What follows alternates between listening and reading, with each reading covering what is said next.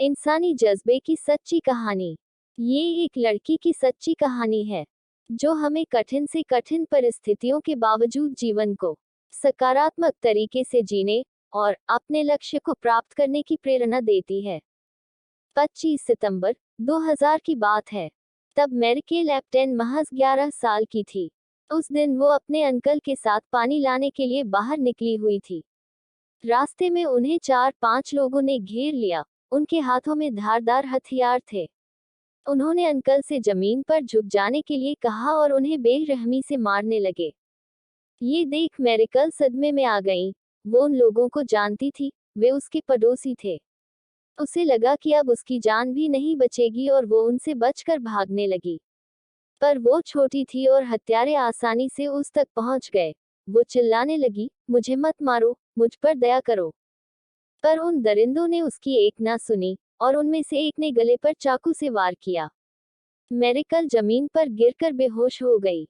जब थोड़ी देर बाद उसे होश आया तो उसने देखा कि वहां खून ही खून था और वे लोग अभी भी वहीं खड़े थे, इसलिए उसने बिना किसी हरकत के मरे होने का नाटक किया। जब वे लोग चले गए तब वो उठी और घर की ओर दौड़ने लगी। भागते भागते ही उसने देखा कि उसकी दोनों हथेलियां हाथ से जुड़ी लटक रही हैं। यह देख मैरिकल और भी घबरा गई और रोते रोते भागती रही। जब वो अपने घर के करीब पहुंच गई तब अपनी माँ को आवाज दी। माँ बाहर आई और अपनी बेटी की ये हालत देख भयभीत हो गई। उन्होंने बेटी को तुरंत एक कंबल में लपेटा और हॉस्पिटल ले गई। हॉस्पिटल दूर था। पहुंचते पहुंचते काफी वक्त बीत गया।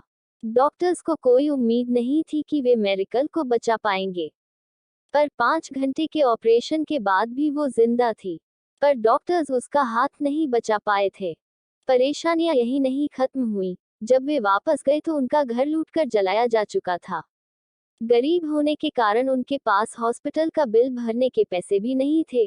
पर दूर के एक रिश्तेदार आर्चबिशप अंटोनियो लेडेस्मा की मदद से वे बिल भर पाए और अपराधियों को सजा भी दिलवा पाए।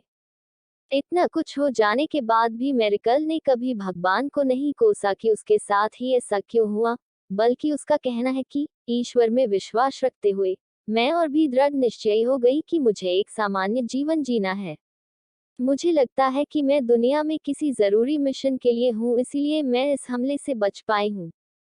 मैरिकल ने हाई स्कूल की पढ़ाई पूरी की और 2008 में होटल मैनेजमेंट का कोर्स भी पूरा किया।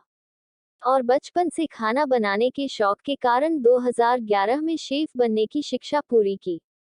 इतनी बड़ी डिसेबिलिटी के बावजूद जीवन में आगे जाने के जज्बे को आसपास के लोग नजरअंदाज नहीं कर सकते थे और जल्द ही मैरिकल को मीडिया हाईलाइट करने लगा।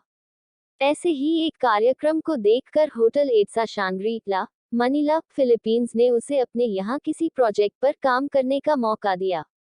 मैरिकल के साथ काम करने वाले शेफ अल्जामिल बोर्जा बताते हैं, वो मदद के लिए सिर्फ तभी पुकारती हैं जब उन्हें कोई गर्म पात्र हटाना होता है या किसी शीशी का चिकना ढक्कन खोलना होता है। मैरिकल आज भी उसी होटल में बतौर शेफ काम करती हैं और अपने जज्बे के दम पर लाखों करोड़ों लोगों को प्रेरित करती रहती हैं।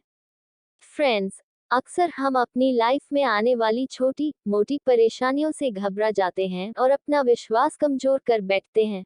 पर आज की ये कहानी बताती है कि सिचुएशन कितनी ही खराब क्यों न हो, हम उसे बदल सकते हैं।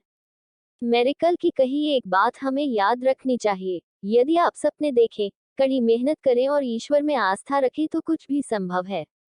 शुक्रिया।